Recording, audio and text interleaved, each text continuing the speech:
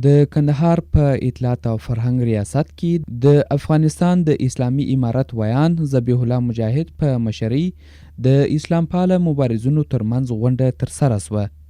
په غونډه کې د اسلامي امارت ویاند، سیاسي او علمي شخصیت ښاغلي ذبیح الله مجاهد، د اطلاعات او فرهنګ رئیس مولوي نور احمد سعید، مرستیال ملا شمس الله صمیم او په لسهاو اسلام پاله مبارزینو ګډون کړی و.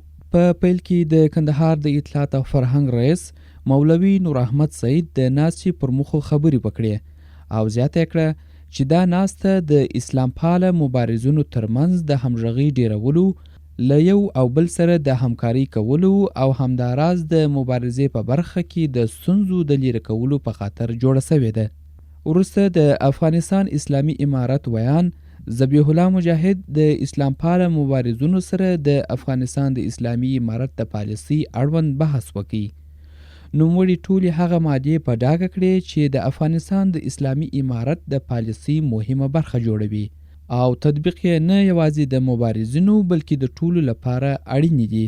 ښاغلي مجاهد هغه نقاط هم یاد کړل چې د افغانستان اسلامي امارت د پالیسۍ سره هیڅ تړاو نه لري، خو ځینې یې د پالیسۍ په نوم عملي کوي چې دغه چاره په هیڅ صورت د منلو وړ نه ده. موږ تاسې د الله د دین د اقامې دعوه کړې ده او قلم چې خورو د دین په دفاع کې خورو، د نظام په دفاع کې، د افغانانو د مسلمانان دي د دوی د خدمت لپاره خورو. او دغه دعوه او دغه امتیاز الله جل جلاله موږ ته راکړی ده او زمینه یې راته مساعده کړې ده. دا یو ډېر لوی مسؤلیت هم ده، تنها ادعا نه ده، مسؤلیت هم لري. نو د موږ تاسې دا مبارزه، د موږ تاسې خدمت چې په قلم یې کوو، یقینا دا ډېر لوی خدمت ده. څوک د دین په خدمت کې قلم استعمالوي، رنګ د شهید د وینې برابر قیمت او ارزښت لري. خو دا بیا جلا موضوع ده که څوک قلم په دروغ باندې وڅرخي، قلم په هغه شي کې وضع یې راغلی د هغه کې ونه څرخي، خو نو بیا دغه خلکو اشتباه ده. قلم دغه دپاره نه ده پیدا چې دروغ پرې ولیکي، پروپاګاندا پرې وکړي، چا په ضد خبرې وکړي. ورونو په قلم کې اثر هلته غورځي، په یو لیکلو کې اثر هلته مرتب کېږي چې نیت خالص لله فی الله. د افغانستان د اسلامي امارت ویان ذبیح الله مجاهد اسلام پاله مبارزینو ته په خبرو کې ټینګار وکړي چې د مبارزې پر مهال ډیر دقیق، معقول او منطقي دلایل وړاندې کړي.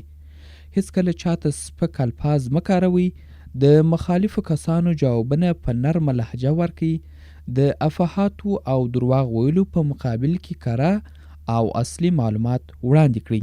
ښاغلي مجاهد پر اخلاص او د مشرانو پر اطاعت کولو هم ډیر ټینګار وکړي او یادونه یې وکړه چې دونه دقیق باید مخته ولاړ سي چې په مستقیم او غیر مستقیم ډول د چا سپکاوی او توهین ونه سي. موږ هم باید د خلکو پسې ډېر چراغ روان نه کړو، د خلکو پخواني شیان راپورته نه کړو. په لیکلو کې، په مبارزه کې د نرمې لهجې نه کوو، ځکه دا فتنه دفع شوه، جنګ ختم شو، نفرت ختم شو. افغانان که په ناپوهي سره وکړي، چا په لمسون وکړي، چا د پیسو په زور په غلطه پوسي، اوس بیرته یې وټغر ته راغله، اوس یې وجی ته راغله، اوس یې بیرته فرصت مهیا سي په خبره سره وکړو، که نه یې سره په خبره ځان سره وکړو. د ټوپک په ځای باندې خبره ته راغلي، نږدې سره کېنو، مړې ژوندي ته سره ځو، په یوه هدیره کې سره ځو، په یو بازار کې سودا کوو، په یو مسجد کې لمونځ کوو. دې ته فرصت مهیا شو. دغه حالت بیرته خراب نه سي، بیا په دښمنۍ وانه نو نشراتو کې دې ته پام شي، بیرته هغه پخواني نفرت راپورته نه کړو. په الفاظو کې داسې شی ونه وایي چې خدای مکه هغه د بې اتفاقۍ بوی ځینې راځي. لا هم د خلکو د اذهانو تنویر وکړو، خلکو ته امید ورکړو، خلکو د شریعت په ښه پسته ژبه باندې تشریح کړو، د امارت پالیسیانې په ښو الفاظو باندې خلکو ته تشریح کړو. ټولو اسلام پاله مبارزینو هم د ښې مبارزې په هدف خپل نظرونه، مشورې، وړاندیزونه او په یو شمېر برخو کې غوښتنې له مسؤلینو سره شریکې کړې چې په خبره باید د مبارزینو لاسنیوی وسي او هم په دې برخه کې لا ډیر کار ته وهڅول سي. مسؤلینو د اسلام پاله مبارزینو تر نظرونو، غوښتنو او وړاندیزونو اورېدو وروسته بشپړه ډاډ وړاندې کوي چې د امکان تر حده به خپله همکاري نه سپموي.